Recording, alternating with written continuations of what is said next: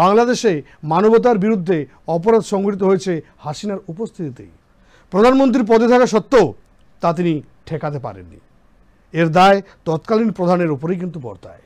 এক্ষেত্রে জানিয়ে রাখি, ক্ষমতাচ্যুত প্রধানমন্ত্রী শেখ হাসিনার ফাঁসির সাজায় সন্তুষ্ট বাংলাদেশের অন্তর্বর্তী সরকারের প্রধান উপদেষ্টা মোহাম্মদ ইউনূস। সোমবার রাতে হাসিনার যে ফাঁসির সাজা নিয়ে প্রতিক্রিয়া দিতে গিয়ে তিনি এই কথাটা কিন্তু বিবৃতি দিয়ে জানিয়েছেন। তাতে ইউনূসের মন্তব্য, আজ বাংলাদেশের আদালত এমন এক স্পষ্টতার সঙ্গে রায় দিয়েছে যা দেশ জুড়ে এবং দেশের সীমানা পেরিয়ে প্রতিধ্বনিত হচ্ছে। এই দণ্ড ও সাজা একটি মৌলিক নীতি পূর্ণব্যক্ত করেছে। ক্ষমতা যাই হোক না কেন, কারো অবস্থান আইনের ঊর্ধ্বে নয়।